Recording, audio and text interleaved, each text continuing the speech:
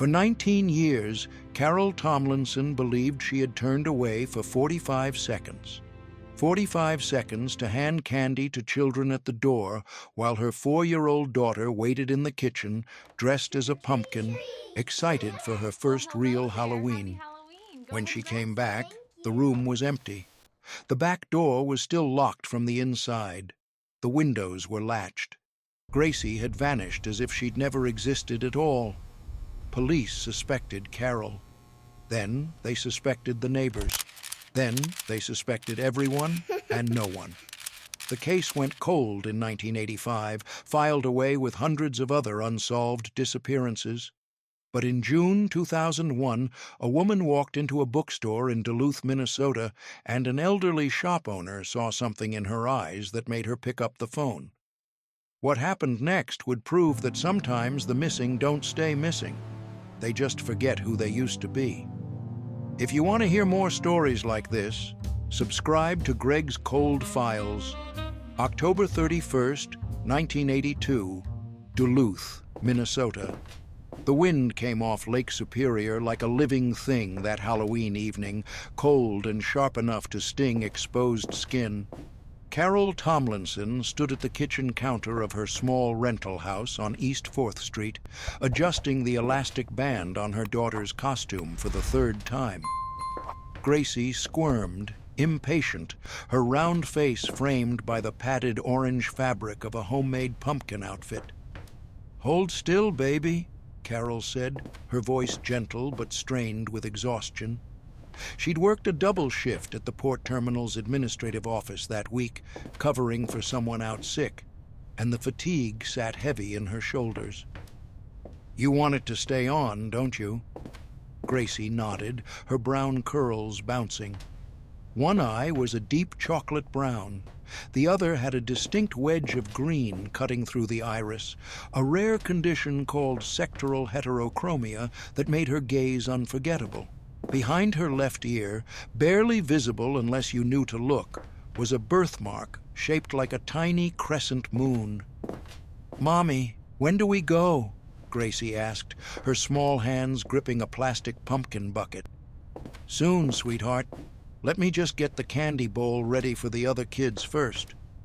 Carol glanced at the clock above the stove. 6:08 p.m. The sun had already dropped below the roofline of the houses across the street, and the first groups of trick-or-treaters were starting to appear under the streetlights. She could hear their voices outside, high-pitched and excited, accompanied by the shuffle of parents' footsteps on the sidewalk. This Halloween felt different from others. Just weeks earlier, 7 people had died in Chicago after taking cyanide-laced Tylenol capsules. The news had dominated every television channel, every newspaper. Parents across the country were terrified, checking their children's candy with flashlights, throwing out anything that looked tampered with, warning their kids not to accept unwrapped treats. Carol had heard mothers at the grocery store talking about skipping Halloween altogether this year. But she couldn't do that to Gracie. This was her first real Halloween, the first year she was old enough to understand the excitement, to remember it. Carol had made the pumpkin costume by hand, staying up late 3 nights in a row to finish it. She'd bought the good candy, the full-size chocolate bars, because she wanted the neighborhood kids to remember this house as the generous one. She poured the candy into a plastic bowl and set it on the table by the front door. Gracie stood in the kitchen archway, watching, her pumpkin bucket swinging from one hand. "Can I answer the door?" Gracie asked. "Not by yourself, baby, but you can stand next to me and help me hand out the candy. How's that?" Gracie's face lit up. "Okay." The doorbell rang. Carol wiped her hands on her jeans and picked up the candy bowl. "Stay right here, Gracie. I'll be back in just a second."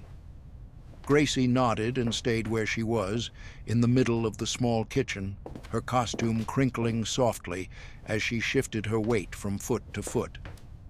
Carol walked the 10 feet to the front door, bowl in hand, and pulled it open. 3 children stood on the porch, 2 boys dressed as superheroes and a girl in a witch's hat. Their mother stood at the bottom of the steps, hands in her coat pockets, smiling politely. "Trick or treat!" the kids shouted in unison. Carol smiled and held out the bowl. "Take 2 each," she said. The children grabbed handfuls, said thank you, and ran back down the steps. Carol waved at the mother, who waved back, and then turned to close the door. She walked back into the kitchen. Gracie was gone. Carol blinked, confused. The kitchen was empty. The plastic pumpkin bucket lay on its side near the table, as if it had been dropped. She set the candy bowl down and called out, "Gracie?" No answer. She walked quickly through the small house, checking the bathroom, Gracie's bedroom, her own room. All empty. She came back to the kitchen and stood in the exact spot where her daughter had been less than a minute before. The back door was still locked, the deadbolt turned, the chain latch fastened from the inside. Carol checked it twice, rattling the handle. Locked. The 2 kitchen windows were both shut and latched. No broken glass, no signs of forced entry. "Gracie!" she called louder now, her voice cracking. She ran to the basement door and pulled it open, flipping on the light. The stairs descended into darkness. "Gracie, if you're hiding, this isn't funny." Nothing. She ran back upstairs, checked the closets, looked under the beds, tore through the laundry room. Nothing. She went outside through the front door and called her daughter's name into the cold October air. A few neighbors looked over, concerned. One of them, an older man named Mr. Holland, walked across the street. "Everything okay, Carol?" "I can't find Gracie," she said, her voice shaking. "She was in the kitchen, and I went to the door for just a second, and now she's gone." Mr. Holland's face grew serious. "Did you check the backyard?" "The back door's locked from the inside. She couldn't have gone out that way." But they checked anyway. The backyard was small and fenced, the gate latched shut. No sign of Gracie, no footprints in the thin layer of frost that had started to form on the grass. No sounds except the distant voices of children trick-or-treating on the next block. By 6:30 p.m., Carol had called the police. By 6:45, 2 patrol officers were standing in her kitchen asking questions. By 7:15, a detective named Roger Lindstrom arrived, a lean man in his 40s with graying hair and tired eyes. He walked through the house slowly, methodically, checking every window, every door, every possible point of entry.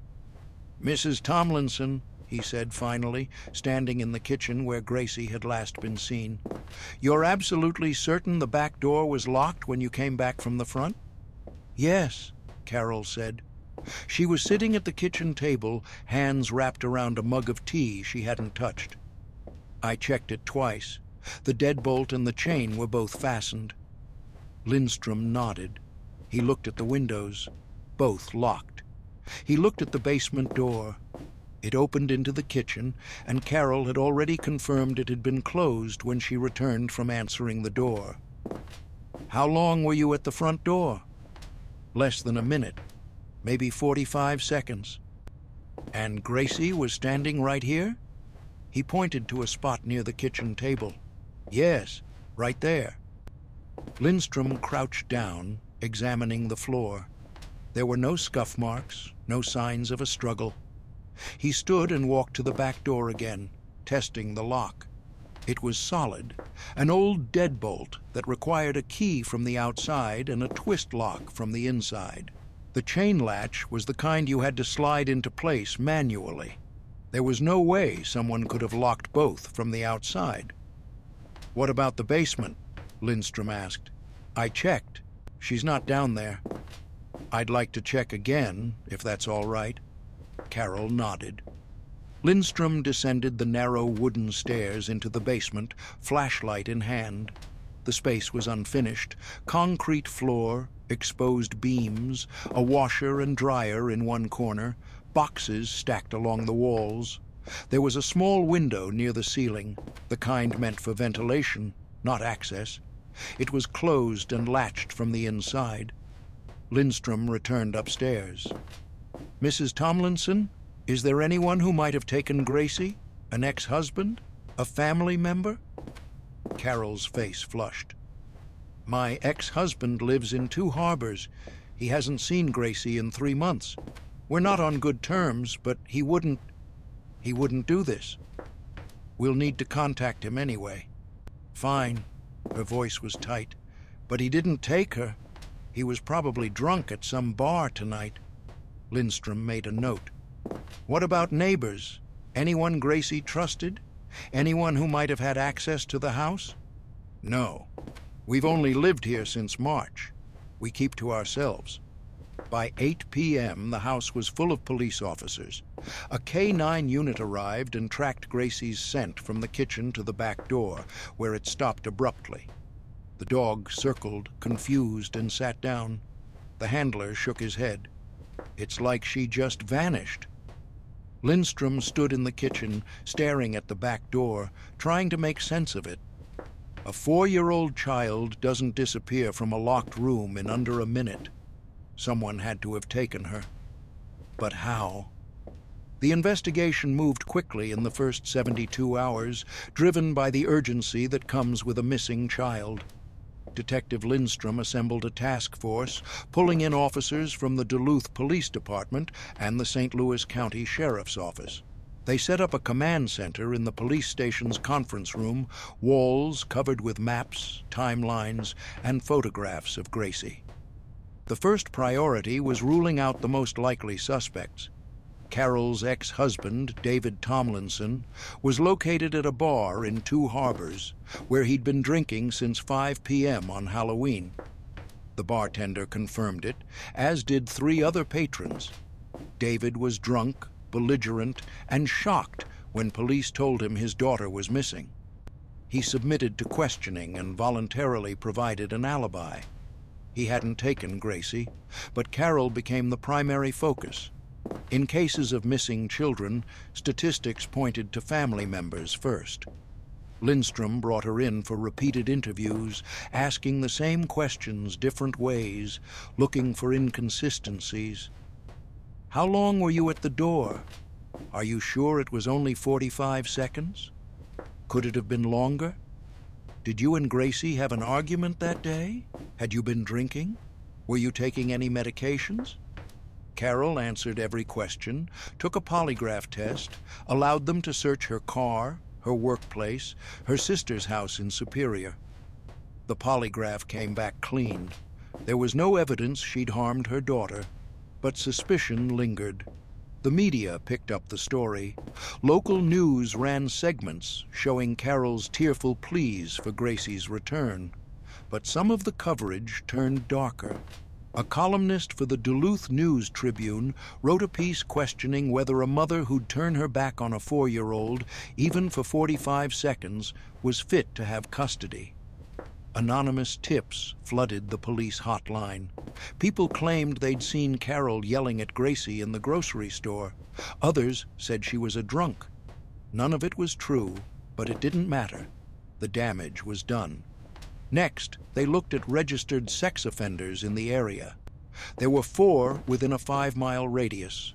Each was interviewed, their whereabouts on Halloween night verified. One, a man named Dennis Kramer, had been alone at home with no alibi. Lindstrom got a warrant and searched his apartment. They found nothing. No evidence linking him to Gracie. No children's items. Kramer was eventually cleared. They canvassed the neighborhood, knocking on every door within a 3-block radius. Most people had been home on Halloween, handing out candy or watching their own children. No one had seen anything unusual. No one had seen Gracie leave the house. No one had seen a stranger in the area. But one detail kept coming up. Several neighbors mentioned seeing unfamiliar vehicles parked on the street that evening. One was a dark blue van with no windows in the back. Another was a white sedan with out-of-state plates. A third was described as a pickup truck, possibly red or brown. Lindstrom put out bulletins for all 3 vehicles. None were ever located. A psychic from Minneapolis contacted the police, claiming she'd had a vision of Gracie in a wooded area near water. Lindstrom was skeptical, but desperation made him listen. They organized a search of the forested areas along the north shore of Lake Superior. Volunteers combed through miles of wilderness. They found nothing. On November 3rd, 4 days after Gracie's disappearance, a woman named Diane Holland came into the police station. She was in her late 60s, small and nervous, twisting a handkerchief in her hands. "I don't know if this means anything," she said to the desk officer, "but I think I saw something that night." Lindstrom was called down to interview her. He led her to a small room and offered her coffee, which she declined. "Mrs. Holland, you said you saw something on Halloween night?" "Yes, well, maybe. I'm not sure." She hesitated. "I was upstairs in our bedroom looking out the window. Our house is across the street from Carol's. I was watching the trick-or-treaters, just enjoying the evening, you know." Lindstrom nodded. "What time was this?" "Around 6, maybe a little after. I saw Carol come to the door and give candy to some children. Then she went back inside. And then, maybe a minute later, I saw movement in the alley behind her house." Lindstrom leaned forward. "What kind of movement?" "It was dark, and I didn't have my glasses on, so I can't be sure. But I thought I saw someone walking quickly down the alley, away from Carol's house. They were carrying something." "Could you tell what they were carrying?" "No, it was too dark, but it was bulky, like a bag or a bundle." "Could it have been a child?" Diane's face went pale. "I don't know. I didn't think anything of it at the time. People walk through that alley all the time. But then, when Gracie went missing, I started wondering." Lindstrom kept his voice calm. "Can you describe the person you saw?" "Not really. Like I said, I didn't have my glasses on. They were tall, I think, wearing dark clothing. That's all I can tell you." "Man or woman?" "I don't know." Lindstrom thanked her and sent her home. It wasn't much, but it was the first real lead. Someone had been in the alley behind Carol's house around the time Gracie disappeared. Someone carrying something. He went back to the alley and walked it again, this time in daylight. The houses on either side backed up to the alley, their yards separated by low fences or hedges. Most of the yards had gates leading into the alley. He checked each one. None showed signs of forced entry. He knocked on doors, asking residents if they'd been in the alley that night. Most said no. One elderly woman said she'd taken her trash out around 6:30, but she hadn't seen anyone. A younger couple said they'd been inside all evening. Lindstrom expanded the search, looking at the houses farther down the alley. He interviewed residents, checked backgrounds, asked about Halloween activities. Nothing stood out. By mid-November, the investigation had stalled. There were no solid leads, no physical evidence, no witnesses who could provide useful information. The FBI was brought in to assist, but even they came up empty. Then, in late November, a tip came in from a woman in Superior, Wisconsin. She claimed she'd seen a little girl matching Gracie's description at a gas station off Highway 2.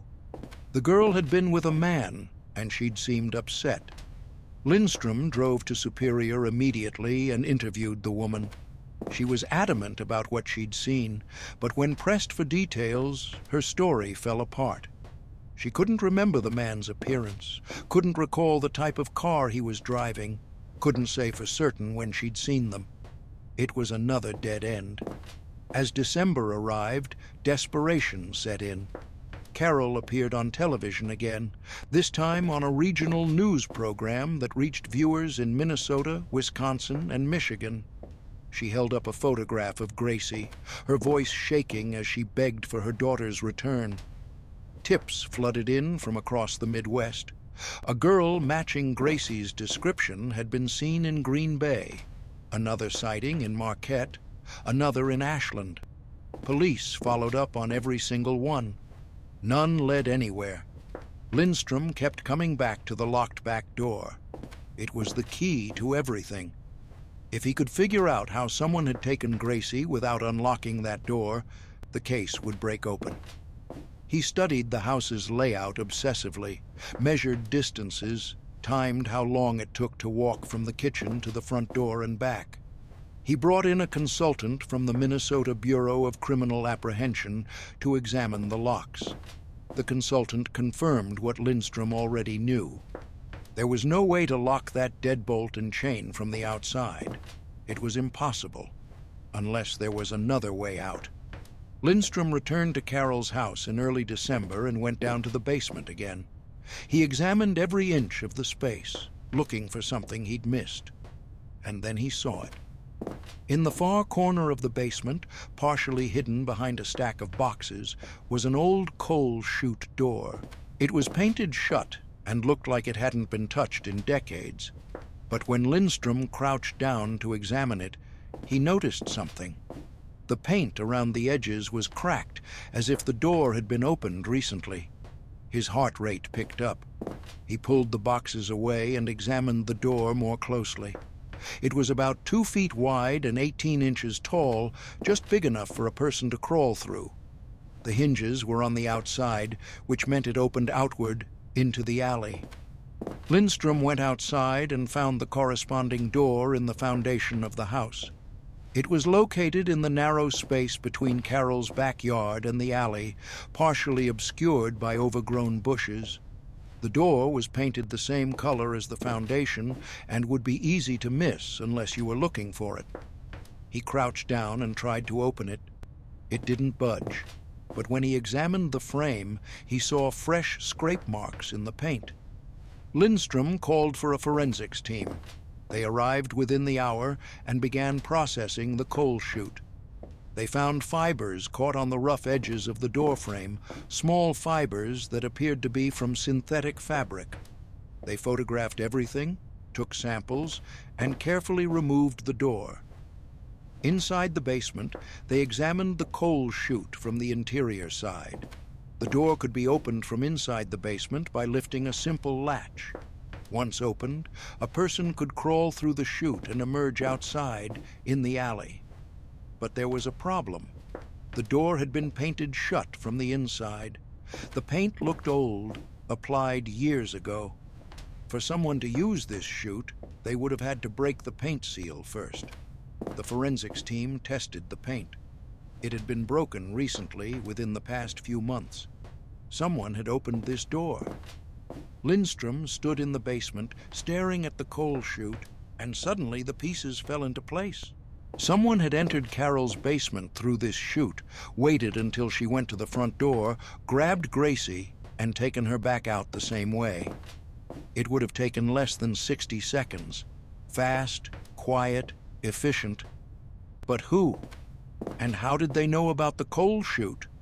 He went outside and examined the houses backing up to the alley. One of them, directly behind Carol's house, had a similar coal chute door in its foundation. The houses in this neighborhood had been built in the 1920s, and most of them had these old coal delivery systems. Lindstrom checked the address. The house belonged to a man named Walter Briggs. He ran the name. Walter Briggs, age 54, worked as a maintenance technician for the Duluth Port Authority. No criminal record, lived alone, had lived there for 8 years. Lindstrom knocked on Briggs's door. A large man answered, over 6 feet tall, with a heavy build and thinning gray hair. He looked surprised to see the police. "Mr. Briggs?" Lindstrom said. "I'm Detective Lindstrom with the Duluth Police. We're investigating the disappearance of Gracie Tomlinson. She lived in the house directly behind yours." Briggs nodded slowly. "Yeah, I heard about that. Terrible thing. Where were you on Halloween night between 6 and 7 p.m.? Here, at home. Alone? Yes. Did you see or hear anything unusual? No." Lindstrom studied him. Briggs seemed calm, cooperative. Mr. Briggs, are you aware that your basement has a coal chute that connects to the alley? Sure. Most of the old houses around here have them. When's the last time you opened yours? Briggs thought for a moment. I don't know. Years, probably. I don't use it. Would you mind if we took a look? Briggs hesitated, then shrugged. I guess not. He led Lindstrom down to his basement. The coal chute door was in the same position as the one in Carol's house, in the far corner. Briggs walked over to it and tapped it with his foot. Haven't touched this thing since I moved in. Lindstrom examined it. The door looked undisturbed, the paint intact. But something felt off. The basement was too clean, too organized, no dust, no cobwebs. For a man living alone, Briggs kept an unusually tidy house. Mr. Briggs, would you consent to a search of your home? Briggs's expression didn't change. Do you have a warrant? Not yet, but I can get one. Briggs thought for a moment, then nodded. Go ahead. I've got nothing to hide. Lindstrom called for backup. Within 2 hours, a team of officers was searching Briggs's house from top to bottom. They found nothing. No sign of Gracie, no children's clothing, no toys, no evidence that a child had ever been in the house. But Lindstrom wasn't ready to give up. He had the forensics team examine Briggs's coal chute more closely. They removed the door and found something interesting. The bolts holding the door in place had been oiled recently. The oil was fresh, applied within the past few months. Lindstrom confronted Briggs. You said you haven't touched this coal chute in years, but the bolts have been oiled recently. Why? Briggs remained calm. I do maintenance work. I oil things. It's habit. When did you oil these bolts? I don't remember. Maybe over the summer. Why would you oil bolts on a door you never use? Briggs shrugged. Like I said, it's habit. Lindstrom brought Briggs in for formal questioning. Briggs agreed to come voluntarily, but refused to answer questions without a lawyer. His attorney arrived within an hour and immediately shut down the interview. Without physical evidence linking Briggs to Gracie's disappearance, there was nothing Lindstrom could do. He had Briggs under surveillance for the next 2 weeks, hoping he'd make a mistake, lead them somewhere, do something suspicious. But Briggs went to work, came home, and did nothing unusual. After 2 weeks, the surveillance was called off due to budget constraints. The investigation continued through December and into early 1983, but the momentum was gone.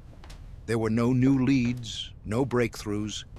Carol appeared on television one more time in January, pleading for information. The response was minimal. By spring, the case had gone cold. Lindstrom kept the file on his desk, reviewing it periodically, looking for something he'd missed. But there was nothing. Gracie Tomlinson had vanished, and despite months of intensive investigation, they were no closer to finding her. Carol stayed in the house on East 4th Street for 6 more months, unable to leave, terrified that Gracie might come back and find her gone. But the house became a prison. Every room reminded her of her daughter. Every creak of the floor made her think Gracie was there. She started drinking to sleep, then drinking to wake up. In June 1983, she moved out.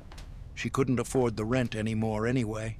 She'd lost her job at the port terminal after too many missed days, too many times showing up with red eyes and shaking hands. She moved in with her sister in Superior, Wisconsin, just across the bridge, and tried to rebuild her life. Detective Lindstrom kept the case file on his desk for another year before moving it to the cold case storage room. He never stopped thinking about Gracie. The image of that small kitchen, the locked doors, the impossible disappearance haunted him. In 1985, Lindstrom retired. Before he left, he wrote a detailed memo summarizing everything they knew about the case and attached it to the file. He wrote about the coal chute, about Walter Briggs, about the oiled bolts. He ended it with a single line. If Briggs took her, He had help. Someone in Canada, maybe. Follow up on family connections. But the years passed, and no one followed up. The case faded from public memory. The house on East 4th Street was rented to new tenants who knew nothing about the little girl who'd vanished from the kitchen. The neighborhood moved on. Carol didn't. She carried Gracie with her every day, in every decision, in every quiet moment. She never remarried. She never had another child. She moved from job to job, city to city, never staying long enough to form roots, always afraid that if she stopped moving, the grief would catch up to her. On Gracie's birthday each year, Carol would go to the cathedral in Duluth and light a candle.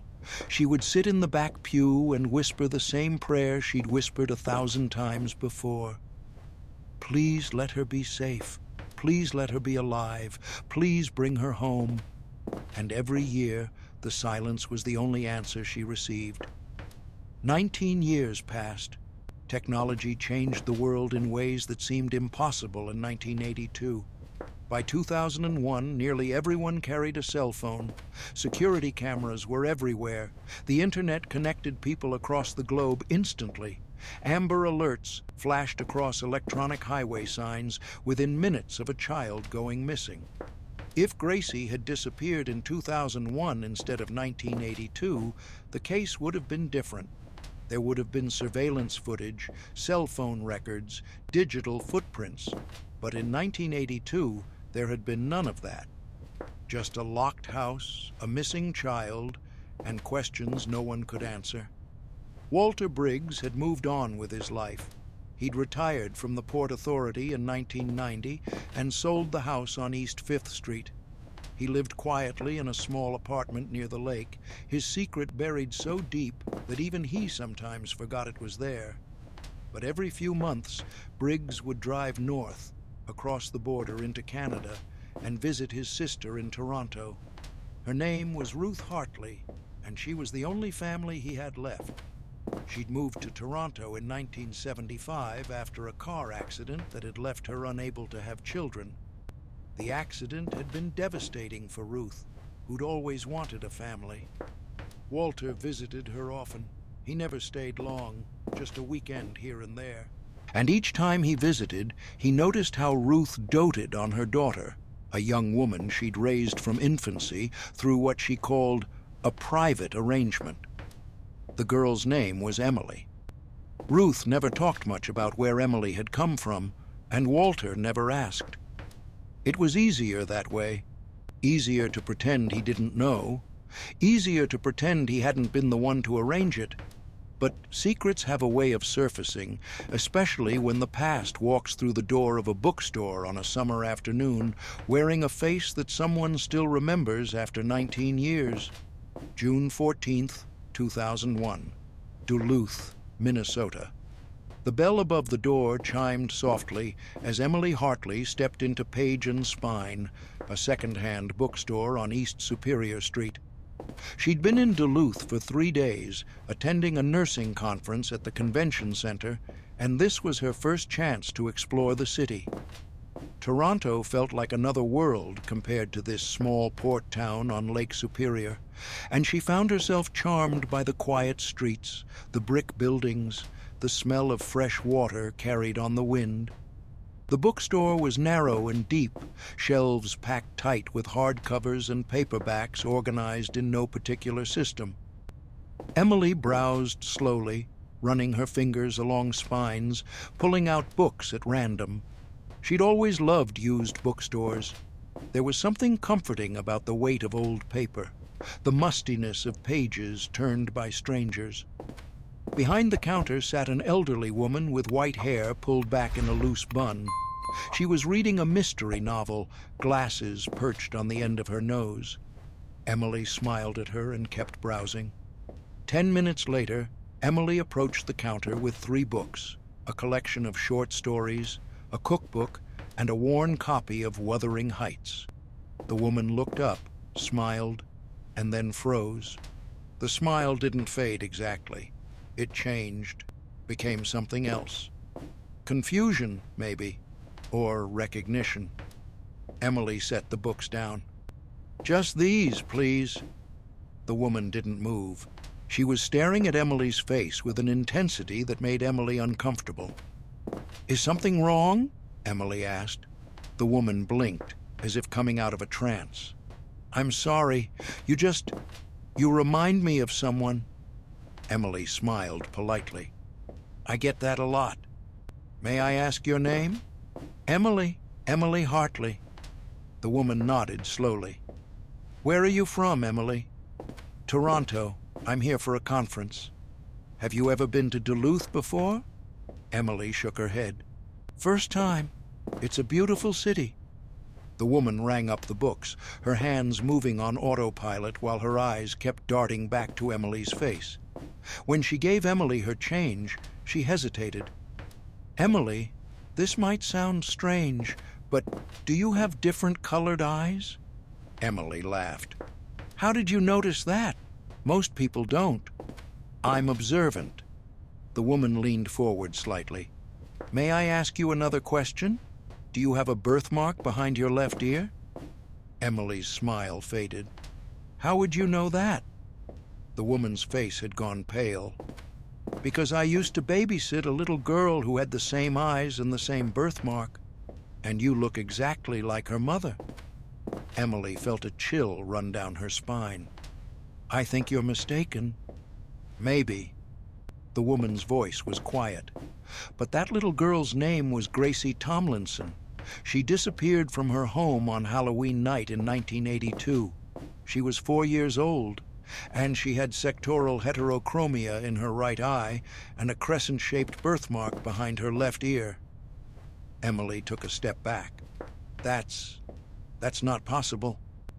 "How old are you, Emily?" 23. "When's your birthday?" "March 18th, 1978.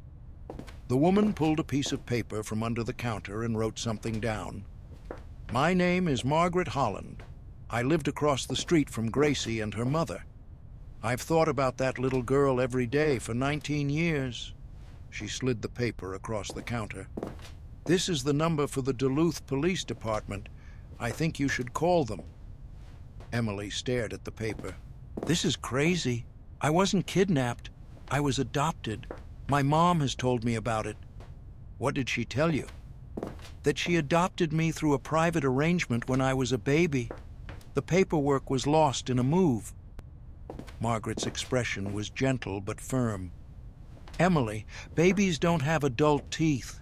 Gracie was 4 when she disappeared, old enough to have memories. Do you remember anything from before you were 5? Emily opened her mouth to answer, then stopped. The truth was, she didn't. Her earliest clear memory was of starting kindergarten in Toronto. Before that, there were only fragments. A dark room, the sound of a man's voice, deep and reassuring, the smell of something sweet, like oranges, but nothing concrete, nothing she could hold on to. "Most people don't remember much from early childhood," Emily said, but her voice lacked conviction. "That's true, but most people also have baby pictures, baptism records, hospital bracelets. Do you?" Emily's throat felt tight. "No, Mom said everything was lost." Margaret reached under the counter and pulled out a worn newspaper clipping, yellowed with age. She unfolded it carefully and turned it so Emily could see. The headline read, "4-year-old vanishes on Halloween." Below it was a photograph of a little girl in a pumpkin costume, smiling at the camera. She had brown curls and mismatched eyes. Emily stared at the photograph. The girl could have been her. The resemblance was undeniable. "I need to go," Emily said, her voice barely above a whisper. She grabbed her books and walked out, leaving the piece of paper with the police number on the counter. Margaret watched her leave, then picked up the phone. Detective Marcus Reed was 51 years old and had been with the Duluth Police Department for 28 years. He'd started as a patrol officer in 1973, worked his way up to detective in 1980, and had seen more than his share of tragedy. But there was one case that had stayed with him longer than any other. On Halloween night, 1982, Reed had been a young patrol officer, one of the first responders to Carol Tomlinson's house. He'd walked through that small kitchen, seen the locked doors, watched the K-9 unit lose the scent at the back door. He'd helped search the neighborhood, knocking on doors, shining his flashlight into yards and alleys.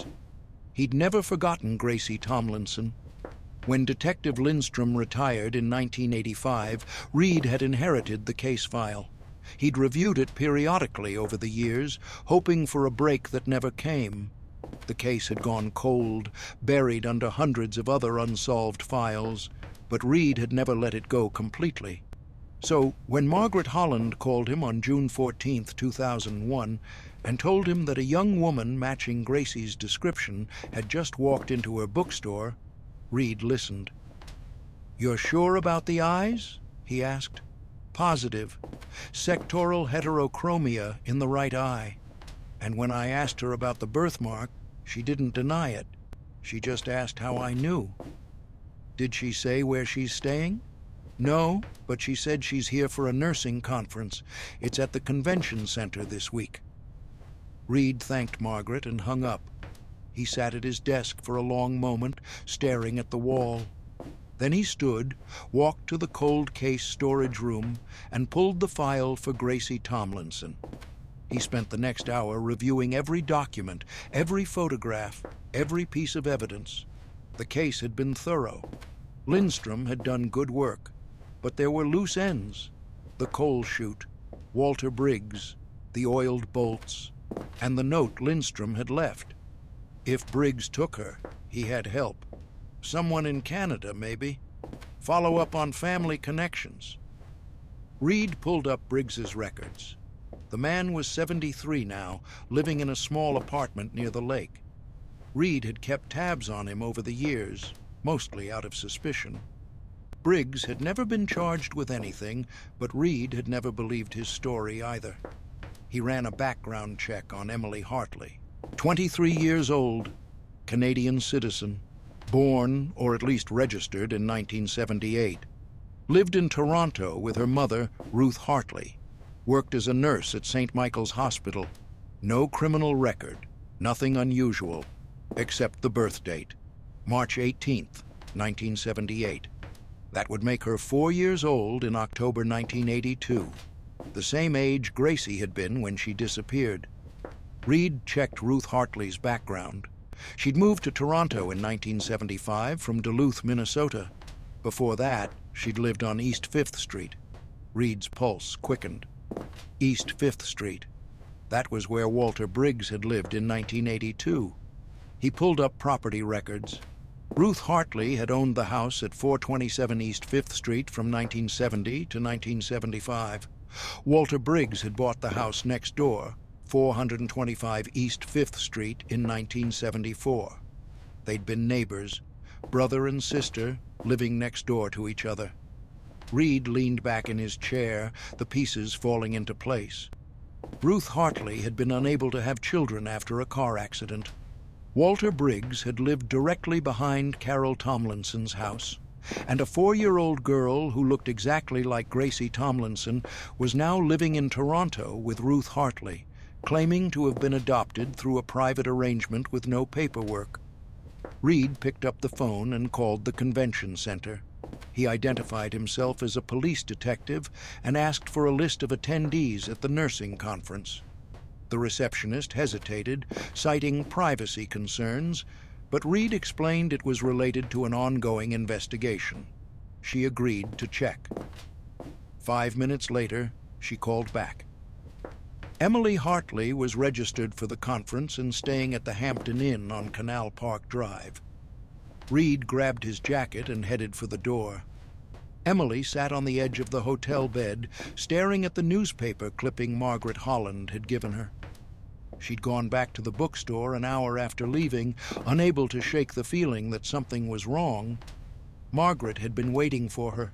"I knew you'd come back," Margaret had said gently, handing her the clipping.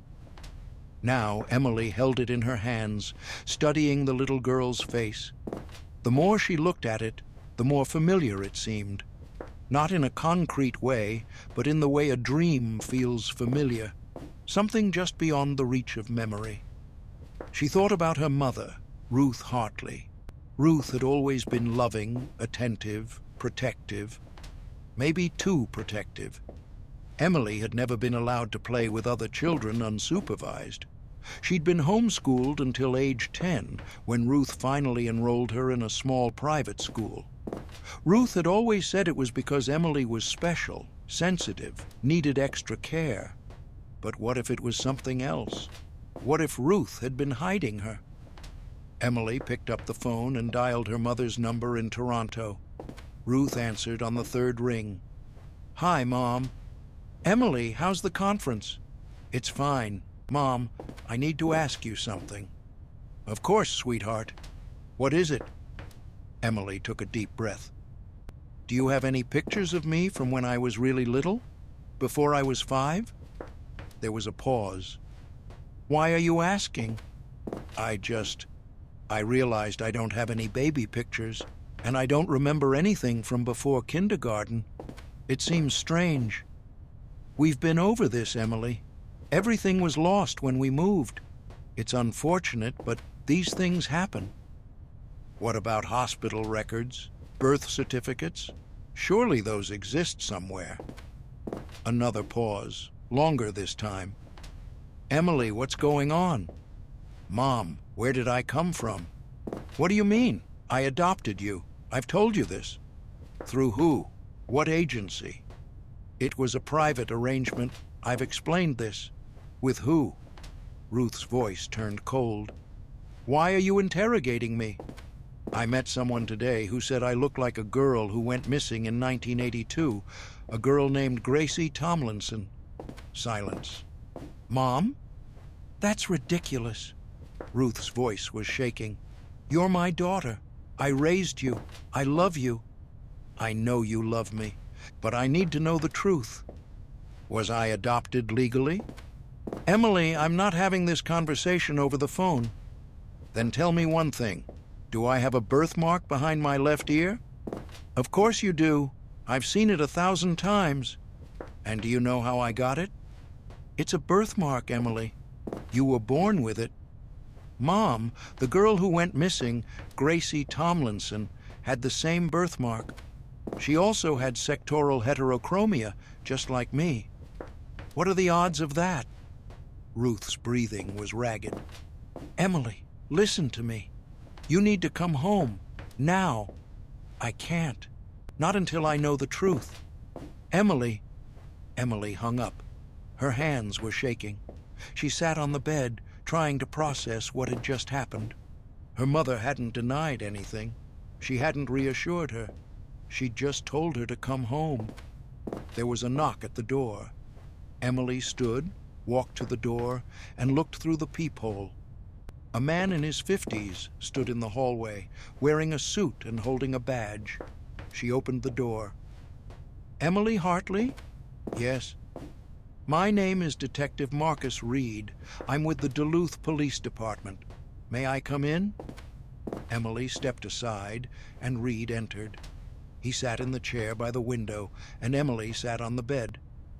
"I spoke with Margaret Holland," Reed said. "She told me what happened at the bookstore." "Is it true? Was I kidnapped?" Reed's expression was serious. "I don't know yet, but I'd like to find out. Would you be willing to take a DNA test?" Emily nodded. "Yes." "Good. I've already contacted Carol Tomlinson. She still lives in Superior, just across the bridge.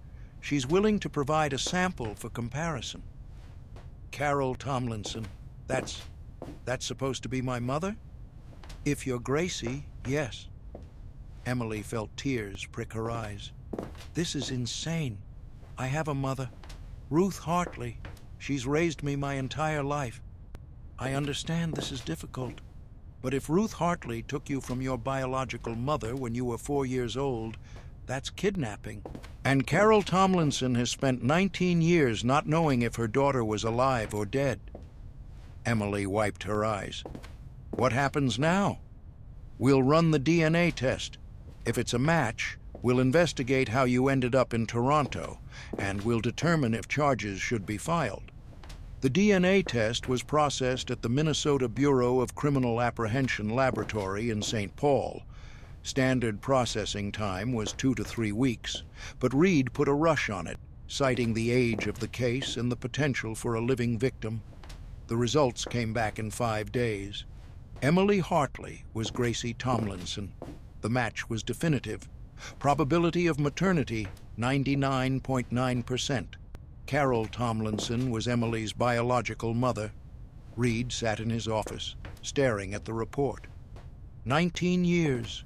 Gracie had been alive this entire time, living under a different name in a different country, believing she was someone else. He called Emily first. She answered on the second ring. "The results are in," he said. "You're Gracie Tomlinson." There was a long silence, then Emily's voice, barely a whisper. "I don't know how to feel." "That's understandable. This is a lot to process." "Does she know? Carol?" "Not yet. I wanted to tell you first. Would you like to meet her?" Emily was crying now, soft, choked sobs. "I don't know. I don't know who I am anymore." "You're both. You're Emily Hartley, and you're Gracie Tomlinson. You don't have to choose." "But I do. If I'm Gracie, then Ruth. Ruth kidnapped me. She lied to me my entire life." Reed's voice was gentle. "Ruth may not have known.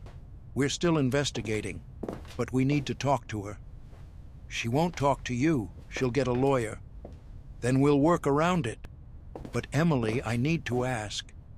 Do you remember anything from before you were 5? Anything at all?"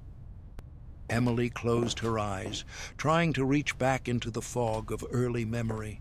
There were images, fragments. A woman's face, younger than Ruth, with dark hair and sad eyes. A small kitchen with yellow wallpaper. The smell of cinnamon. A pumpkin costume.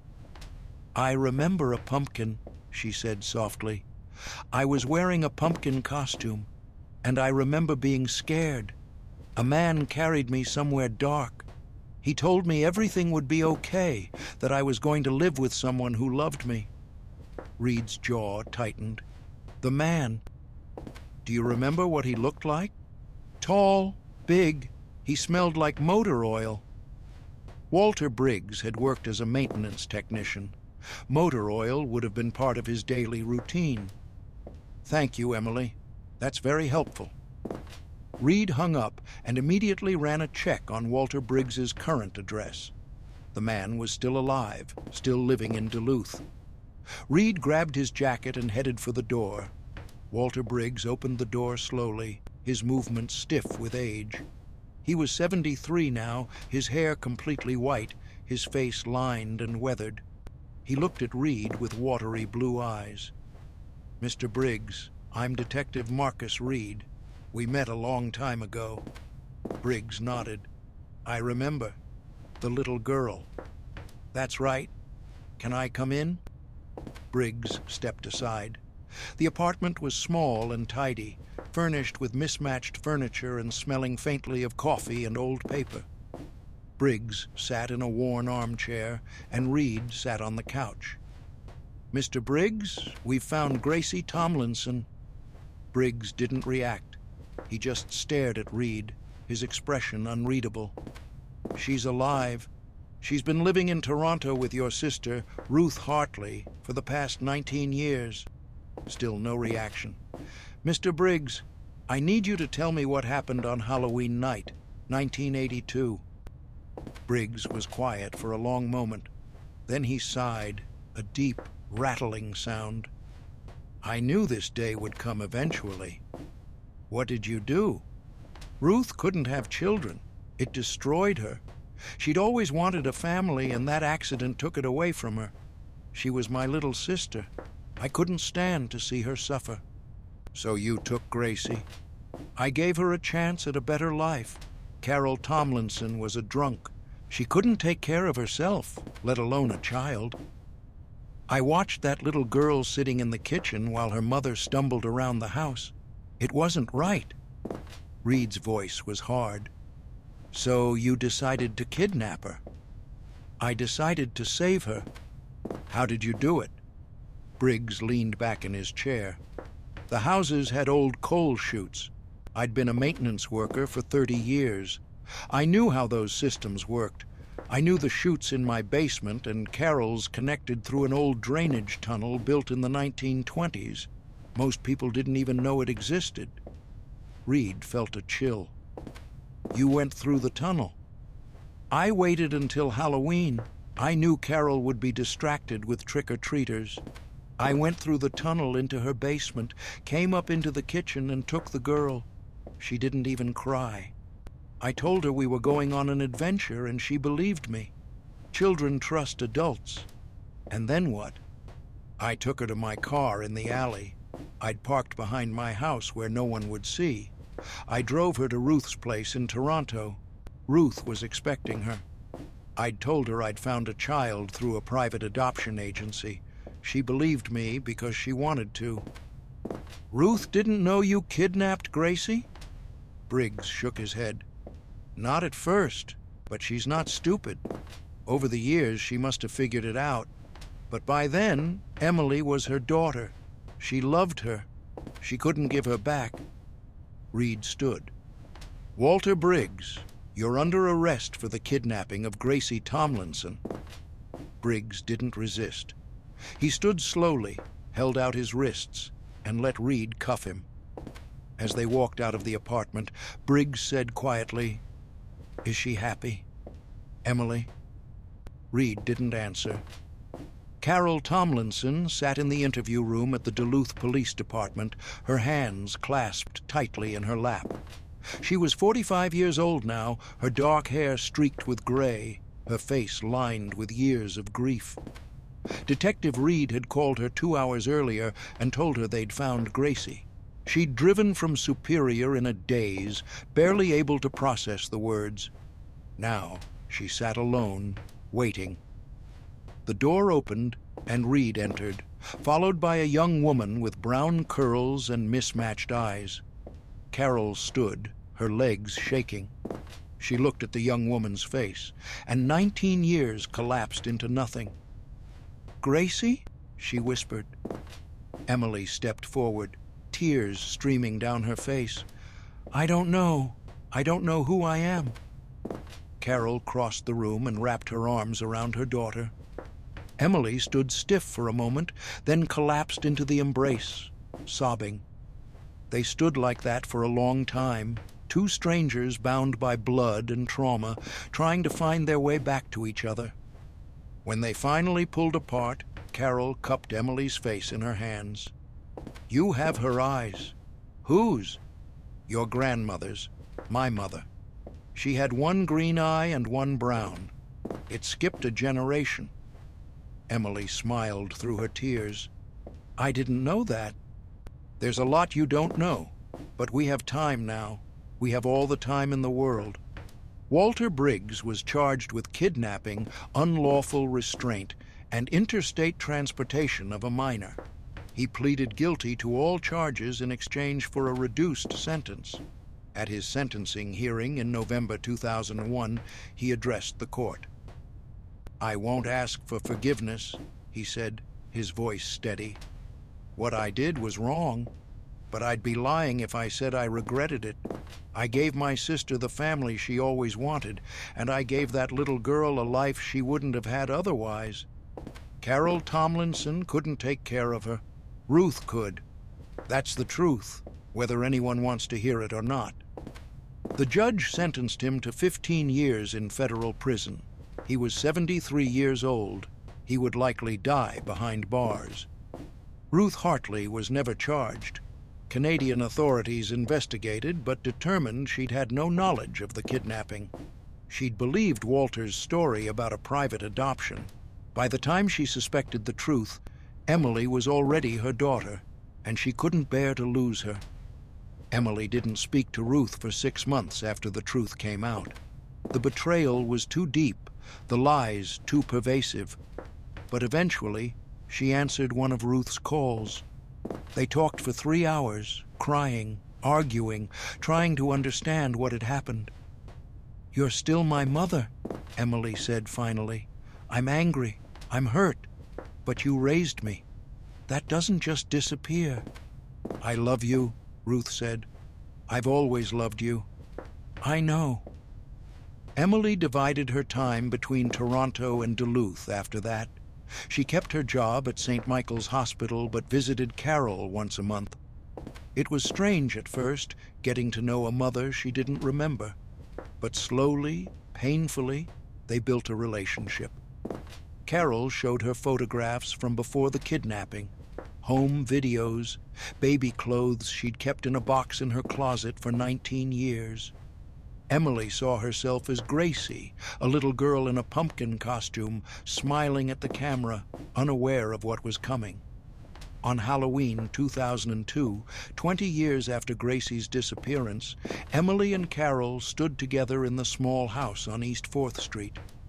The current tenants had agreed to let them visit for an hour.